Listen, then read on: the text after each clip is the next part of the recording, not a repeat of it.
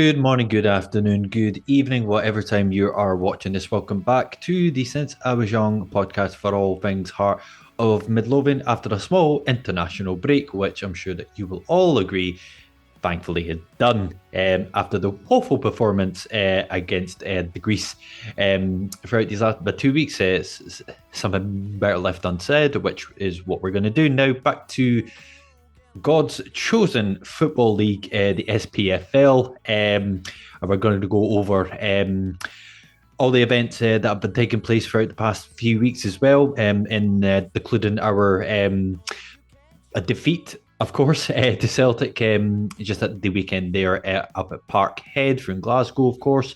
And we'll go through some of the things, as I mentioned, that's been happening through another outgoing player as well. We'll also touch on Eddie's semi final, specifically ticket sales, etc. And we will end on hopefully a positive note by the end of the week when we face Dundee United for our race in the top six before the split, which is only 2 games away. So, from myself and Alan, of course, we do hope you're all good and well. And obviously, to get back to the necessities as well, if you haven't subscribed, please think about subscribing via our YouTube page and our Spotify page, which we're mostly active on, and you can catch all our episodes on there. And if you want to check us out on any socials as well, again, all on the main suspects as usual. And please feel free to check those out. All of the links will be in the description. And we do hope you have a good one and enjoy the podcast.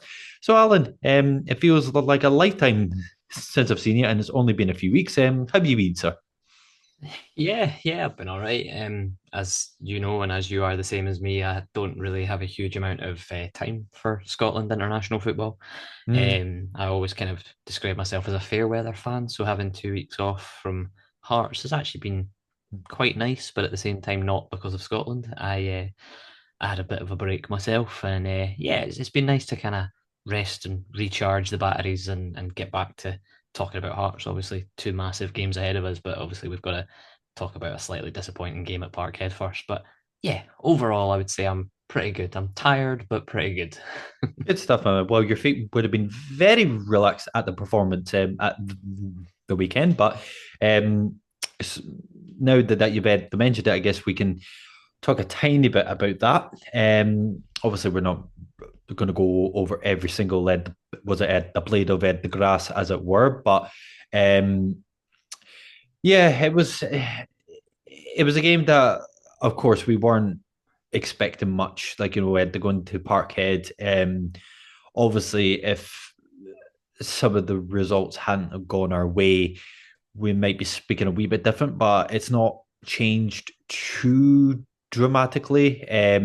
We're currently still sitting 1 point inside the top six as well, above Motherwell and St Mirren, and I can't even mind how many points we're sitting behind Dundee United at the moment. It's probably either about 5 or 6, I think. But yeah, I mean, with the starting lineup as well, I guess some a positive that can be taken out of it. It was a very attacking minded setup in my like sort of was a point of view as well. Was it our new defensive player as well? Milne got his first start as well. We had quite a game bad to be thrown into for starting up at Parkhead. But that and with the opening maybe 15 or 20 minutes, I actually thought we were decent-ish. Like, we had to go out a few chances away.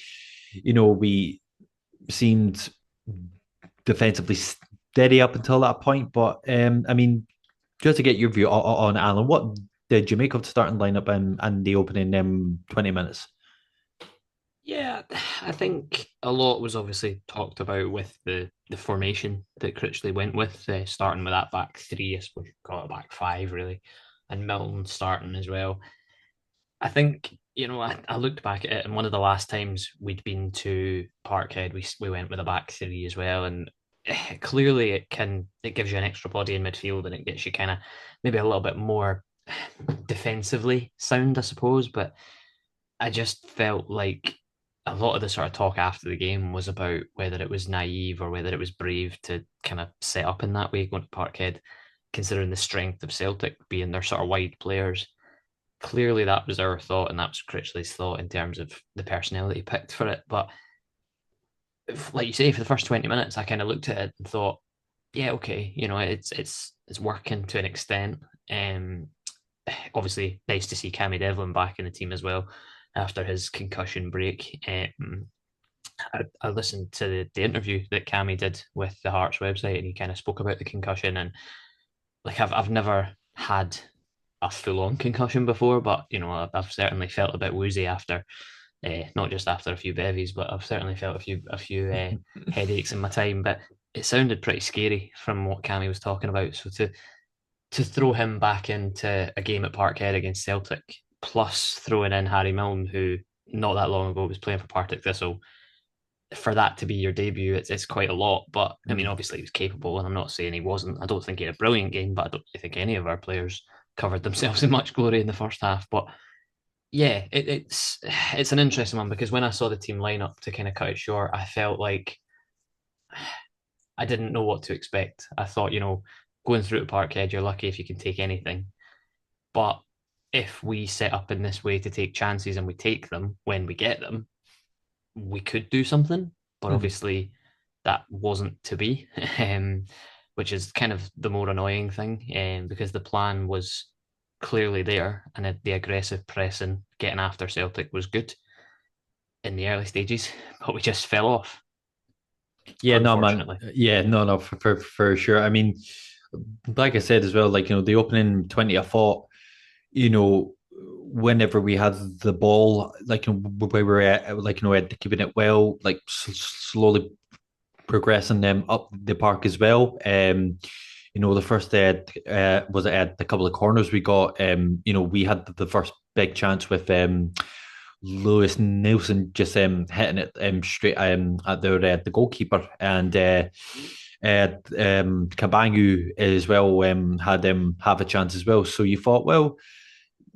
like, if we keep this up, like, and try to keep up with the tempo that Celtic tend to actually set, like, if they're home or away, we could be in with shout as well of even trying to make a point. But obviously, as you said, that quickly changed because you know how quickly Celtic can turn it on, like, in terms of any counter attack as well, and that showed relatively well with at the opening goal from the Maeda, and then after that, it just kind of slowly went downhill from there. No.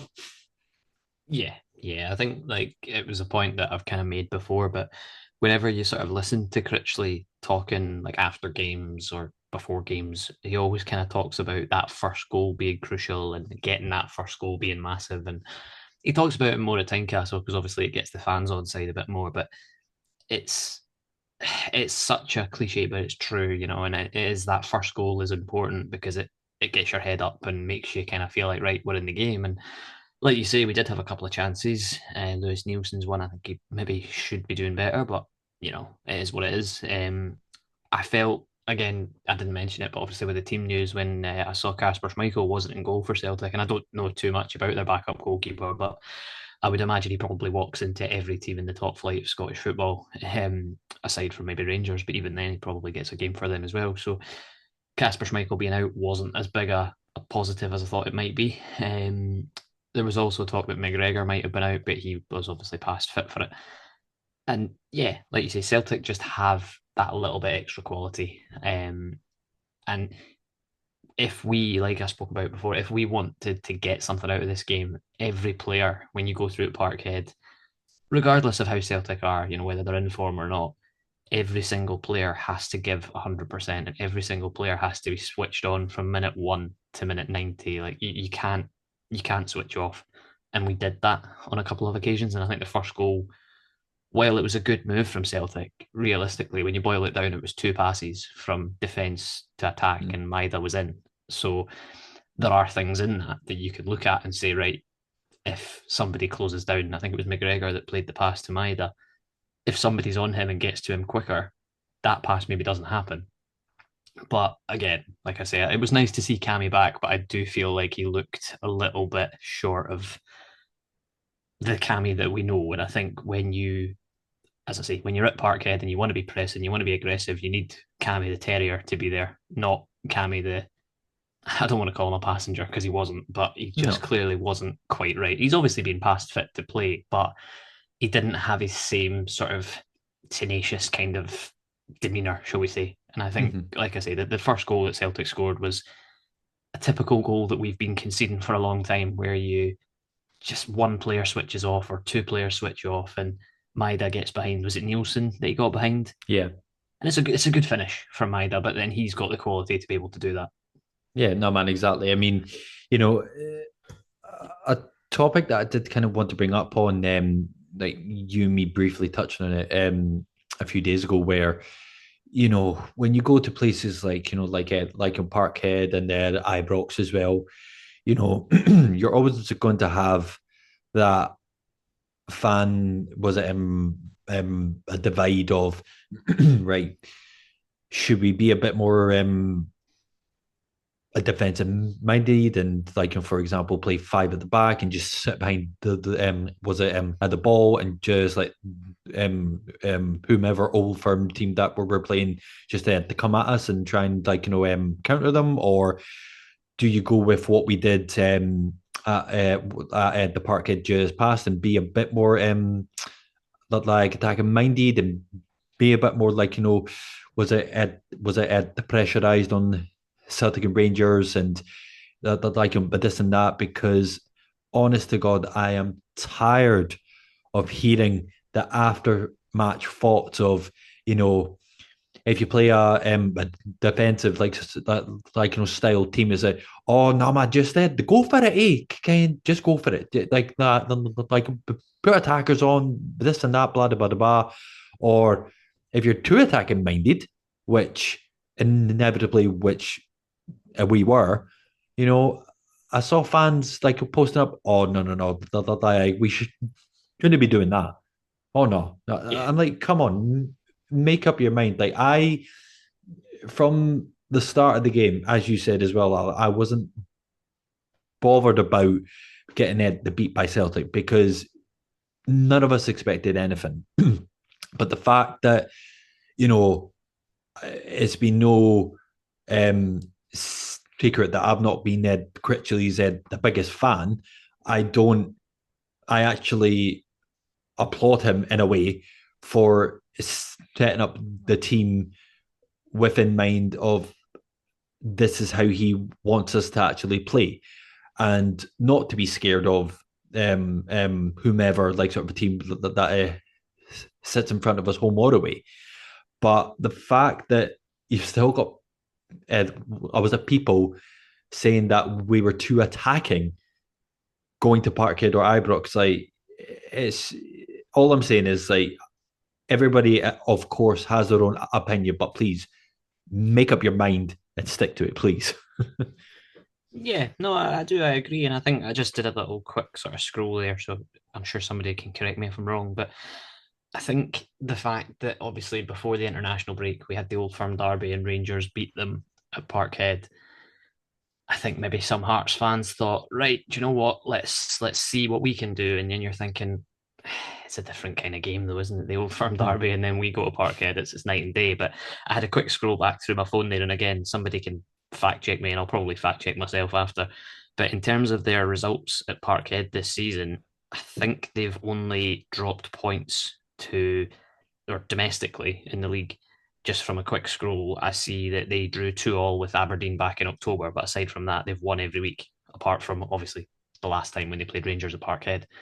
So it kind of factors into what I was talking about before with like Critchley getting questioned about was it brave or was it a bit silly to set up in the way that he did.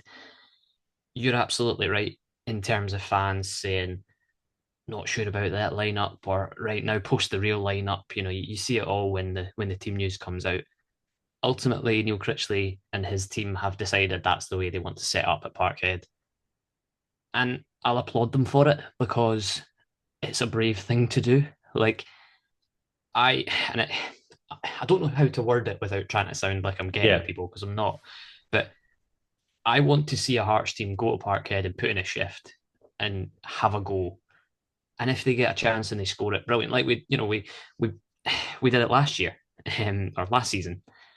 That's different. This is a side that's not as strong in confidence as that team was last season. So there's elements of that, but this Hearts team's not a bad side, and Critchley set them up in a way that he felt could get something at Parkhead. And I think it's more down to the quality that Celtic have rather than the lack of quality that we have. I think there were moments in the Celtic game where I felt like some of the players I was watching, and I'm like, I'm not sure about you. And I've said about Lewis Nielsen a few times. I have my moments with him where I think he could be a serviceable option, and then I have my moments where I think is he really good enough. But you can't measure players against Celtic. Like Mm. it's not a fair measurement to talk about. Like obviously you want Hearts players that are going to go to Parkhead and stand up to them and have a go, but ultimately the gap in quality is the same as the gap in budgets between both clubs. Mm. Like they are a Champions League regular football club, we are not. So it's night and day. And sometimes when you come up against the old firm, and any game really, sometimes you just need a bit of luck to go for you on the day. And we had some good early chances and didn't take them. And then, like I say, Celtic scored in it. When they went 1-0 up, you're thinking, okay, fair enough. And then the second goes in and you're thinking, right, how many is this going to be? But I still would rather that than sit in and defend and, scrap for it, because I still reckon that the result would have been the same. Yeah, absolutely. And uh, as you said as well, I would rather us try and have a go at it if the moment like is deemed for it, because like I said at the start, it wasn't going to change the outcome dramatically, even if we did lose, which then after the game it didn't, so you know, in a way, it was uh, almost a free hit for Critchley. And like, again, I've been critical of this man because I've said to you, like, I have my reasons for not thinking that he's the man to take us forward. But at the same time, you can't, like, judge him on playing Celtic away in an attacking manner. If the situation were in another context where we needed all 3 points to save us from, like, for example, was it relegation? Would you still be saying, "Oh, no, no, no, no, no, you kind of did that"? So, like, do you know what I mean? Like, Yeah. there was every, was it the reason to set up, as we actually did. And like, when I switched the game off after, I don't know, like maybe 60 minutes, because the outcome didn't matter. And the fact that we, again, I'm not trying to get Hearts fans, but you know if there going to be another dramatic outcome, then yeah, absolutely shout it from the rooftops. But it was a game that was inevitably a free hit, and it's not something really to put onto Critchley in this said context. No, I agree. And I think um, you took it right out of my mouth there from the free hit point of view. And I think it is. And it's certainly one of those games that anything, if you get anything, it's a bonus. And obviously, we didn't get anything. We spoke, I can't remember if it was last week or when we've spoken about it before, but this big game context with Neil Critchley. And I get it, and I totally understand that people use that to measure against them, because of course they do, because every Hmm. Hearts manager gets measured on games against Hibs, big European games, games against Celtic and Rangers, whether they are relevant to where we are or not, because they're big games, because it's the old firm. they get measured against that, and they get measured against results against Aberdeen, and Critchley's record in those games hasn't been particularly brilliant. But this season, and this is kind of something that well, obviously I'll probably mention it more in the end of season episode that we do, but big games take on a different context depending Yeah. on where you are in the where you are in the table. Like, we're not up there chasing Celtic and Rangers. We're not up there chasing Hibs at the moment, Mhm. unfortunately, which I hate saying, but fair play to them. They've turned a corner and done very well, and it pains me to say that. But we're not chasing that right now. What our goal for now, for the next two games, is to finish top six. So the games against Dundee United up next, and then Motherwell after that, those are two big games. Mhm. Whereas in seasons gone by, if I'm sitting here saying games against Dundee United and Motherwell are big games, you'd be going, "What? We should be beating Yeah. them relatively comfortably." Mm. But that's the thing. I get it, and I agree with people that say that Neil Critchley's big game record isn't great.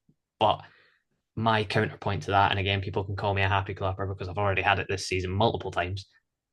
We had 2 points when Neil Critchley came in. His job description when he took that job in the first day at Tynecastle, they wouldn't have dragged him into the boardroom and went, finish third place. They would have dragged him into the boardroom and went, get us out of trouble. Mm. And whether you like that or not, or whether you agree with that or not, that is the short term goal. And that was what the short term goal was. And we're not in relegation trouble right now. And that's thanks to Critchley and his team and getting the players together and building something. Yeah, it's Mhm. frustrating sometimes. Of course it is, because it's always going to be. Life as a Hearts fan is never going to be plain sailing. But where we were and where we are, there has been some improvement in individual players. And I think, again, it's maybe me sort of jumping to the defence of Neil Critchley, which, it is what it is.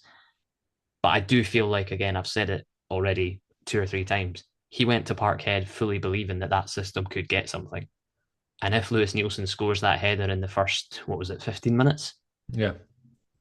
you know, the atmosphere might have changed a little bit. I know it was very early in the game, so Celtic could and probably would have still come through and battered us about 6-1. But you don't know.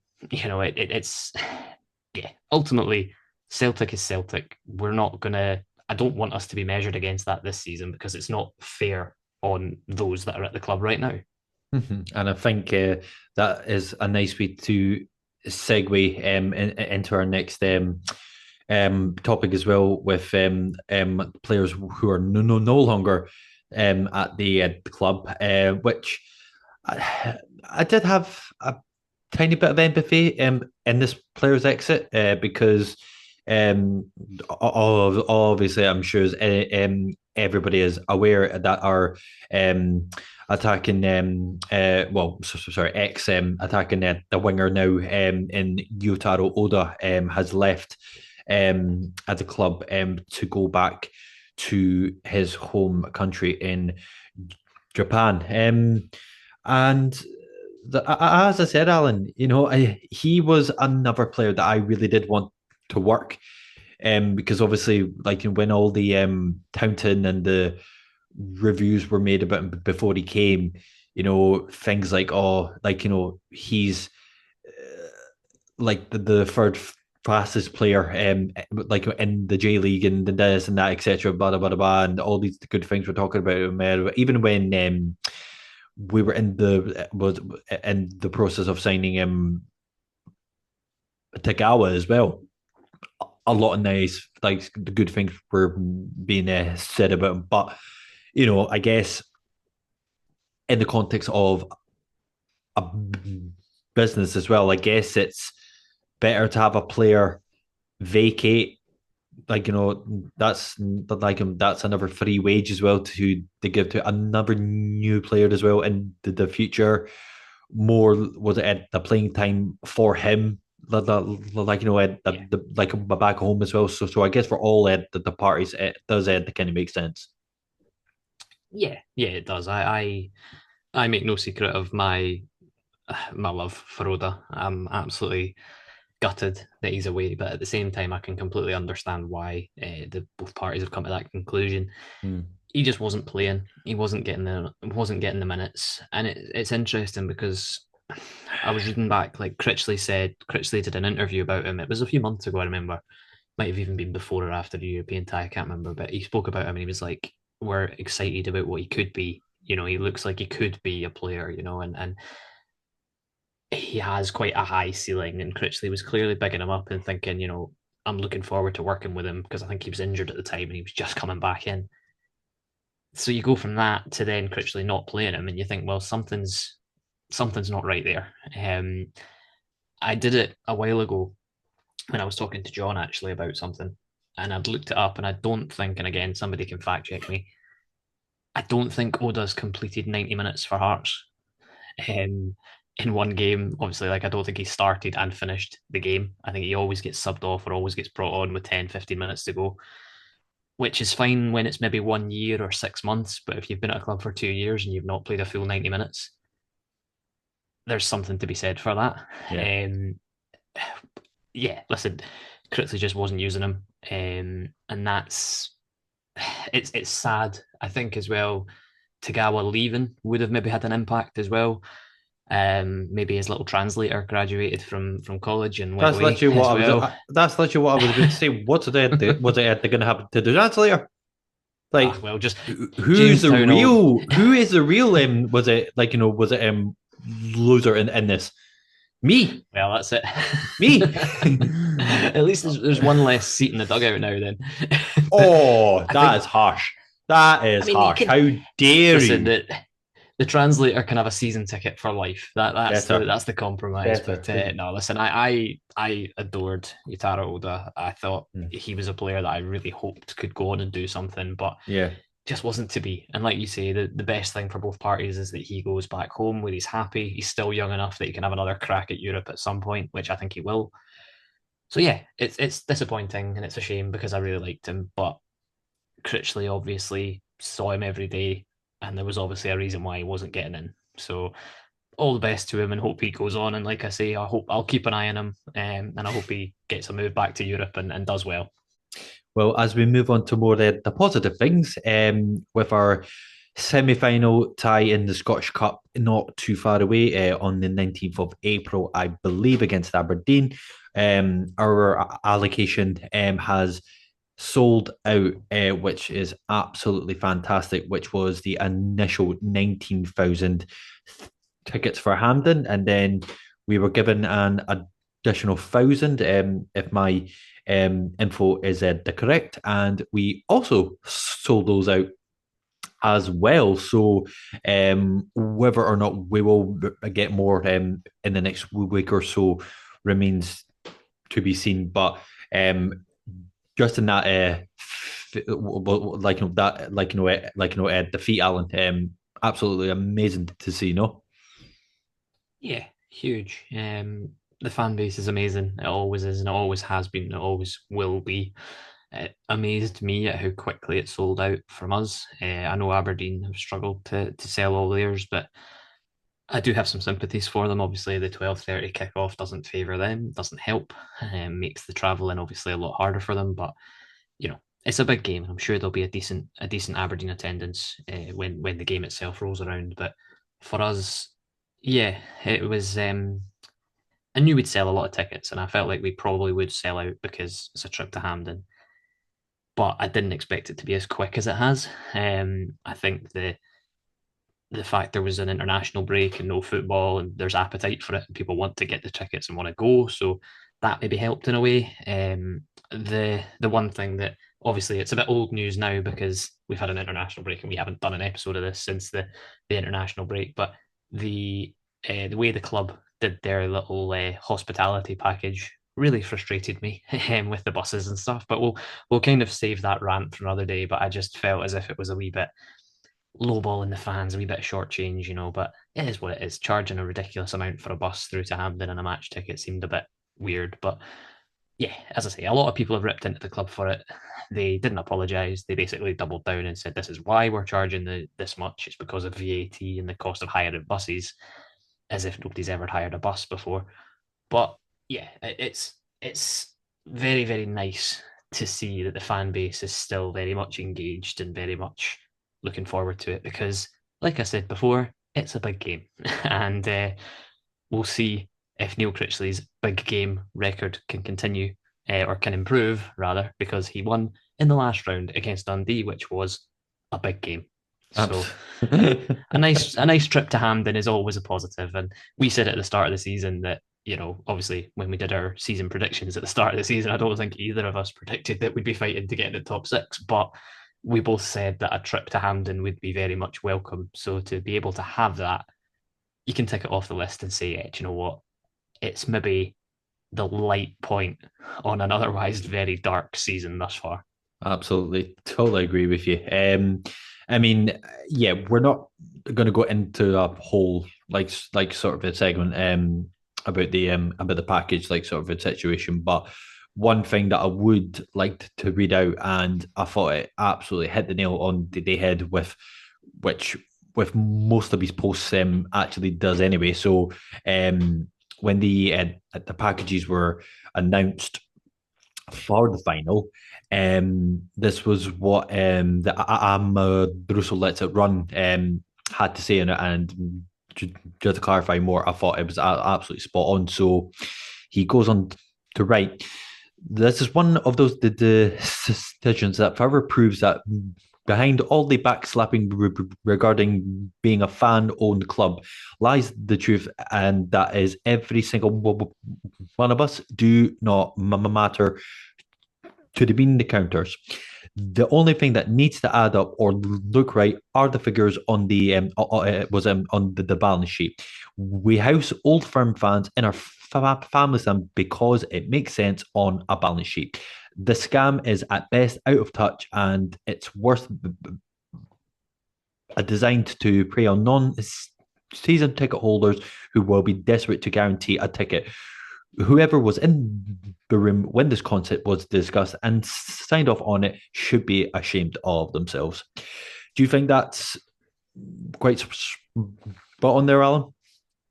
Yeah, absolutely. And Scott talks a lot of sense on most things. Like you say, his opinions are usually pretty clued up, and it's nice to hear that and to read that and to think, yeah, do you know what? I feel exactly the same, and a lot of fans felt the same. I think the idea of a hospitality package is a good thing, but to have announced it and released it before tickets were available for everybody else, Mm. you then basically you're creating an environment where fans are going, that's the only way I'll be able to guarantee that we get a ticket. So, and the thing is, the club, they've said what they've said. The package is sold out. The buses are sold out. So, Because whether we they disagree, knew, though. yes, yeah, of course they did. Of course they did. And I think it's something that we could sit here and talk about night and day. Yeah, But aye. the board at Hearts have their things that they've done well and the things that they've done not so well. And I think on this occasion, that particular episode was not handled entirely well at all. And it just came across as a bit tin pot rather than professional. But yeah, listen, Shite. I made peace with it and we moved on. But yeah, like I say, it didn't come across very well and it didn't paint them in the best picture. No, absolutely not, Alan. Well, we will end this the week's end the podcast on hopefully what will be a positive note in a race to make the top six with just two fixtures left.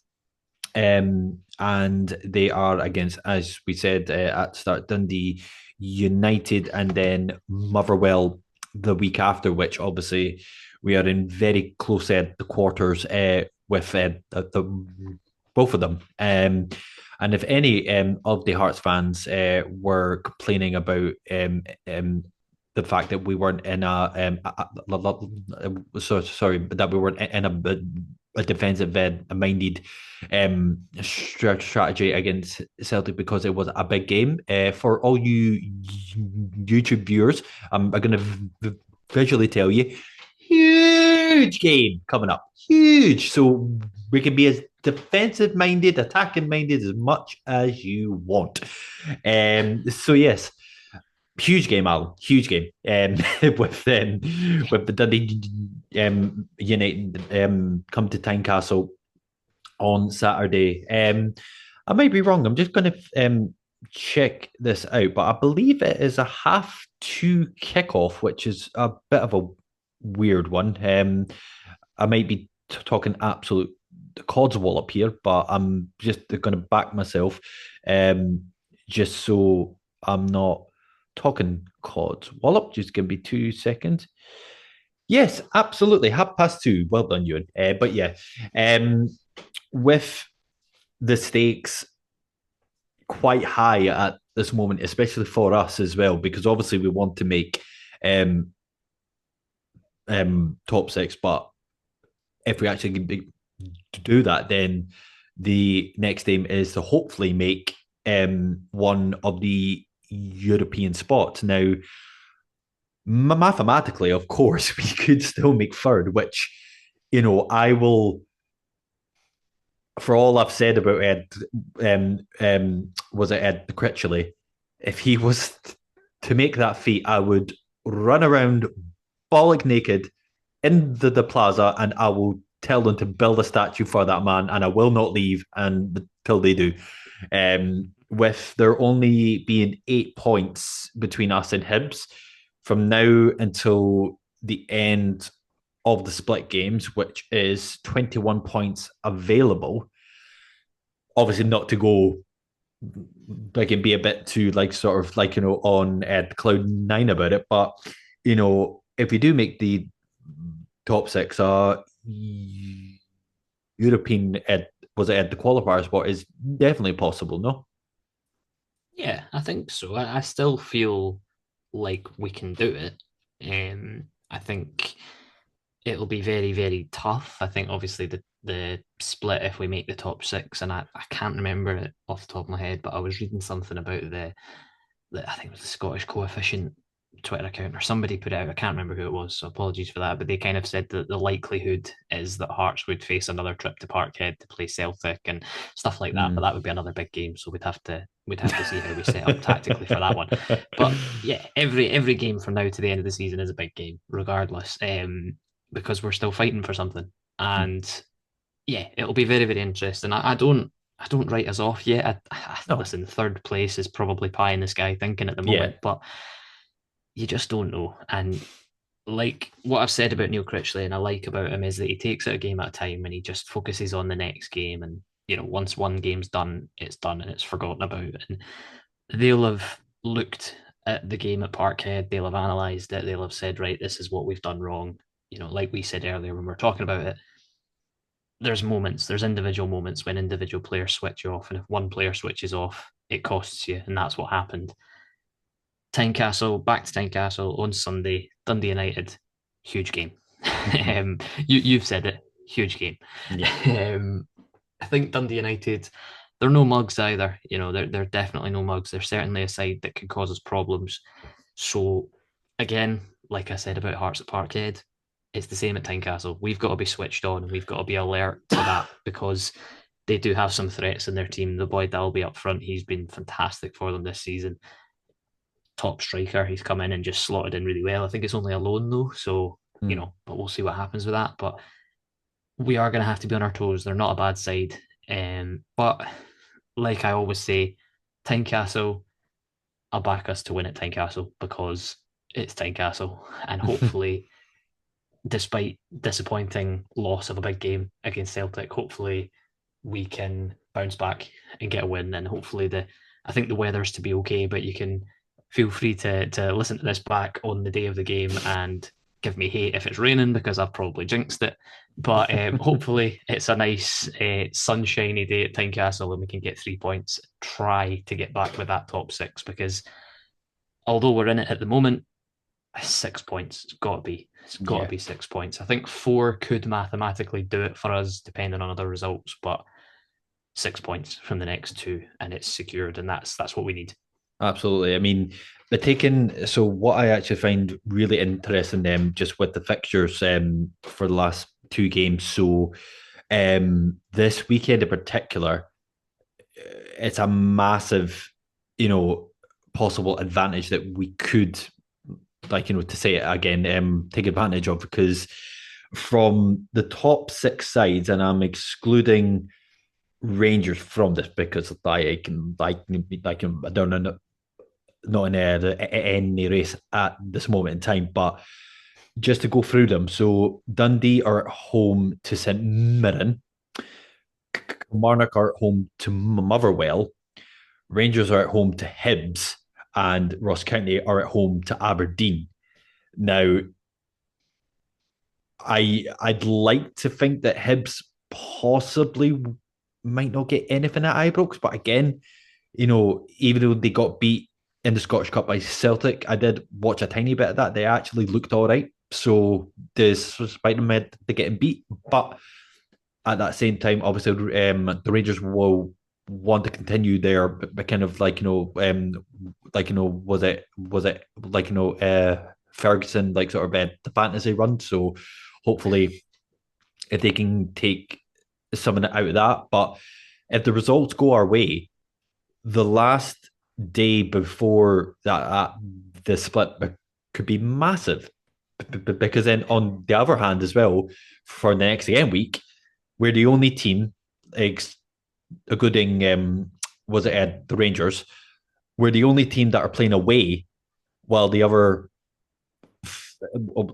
five teams will be was it the fighting out at home? So you've got the United at home, Motherwell at home, some Mirren at home, Aberdeen at home, and Hibs at home, and then we're the only team that are was it at the playing away. So it's a massive few weeks, massive.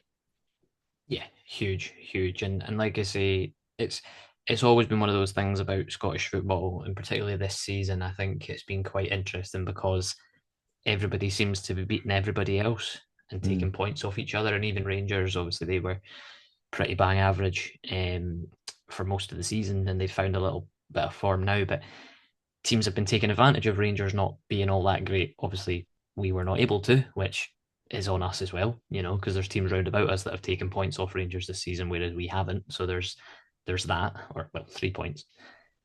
So you can look at that and say, well, that's a difference. But yeah, the fact that everybody's beating everyone and there's not, aside from Aberdeen at the start of the season when they went on that incredible run, and Hibs at the moment, to be fair, when Mm. before they lost, they were on that run of was about 16 games unbeaten or something. But aside from that, teams have been beating each other all season long, and that's why it's still so tight and so close. Like we're talking about really, really fine margins here. Like we're, like you say, we're sixth place on 39 points.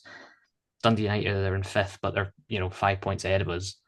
We close that gap with a win on Sunday, and then depending on results the following week, we can overtake them and get above them. So, but it's still incredibly tight. Ross County in ninth are only 4 points behind us. So that's That's crazy, crazy. that's it is. It's been a mental season, and I think it's our own fault for being where we were at the point when obviously Naismith was removed and Critchley was brought in. But we were there for a reason and we're out of that trouble. But if we were a lot more stable and if things had been a lot better, we could have been up where Rangers and Hibs are at the moment. I'm not saying we would have got near Rangers because let's be honest, Hibs aren't anywhere near them either. But third place could have been something that we could have wrapped up already if we had our shit together, but we didn't. And now it's like, okay, we're scrambling, 2 games to go. We just have to secure top six. That would be it's a massively underwhelming positive, but it would be a positive if we just got top six. I know, and we would like to hear all of your thoughts and the comments. Is it a definite 6 points we must accrue in our race for the top six? Are you also going to the semi-final against Aberdeen? And are you sad at Otis translator will no longer be in the dugout? We would love to hear all your thoughts and comments on that. And that brings us to the end of this podcast after the international break, and we do hope you enjoyed it as well.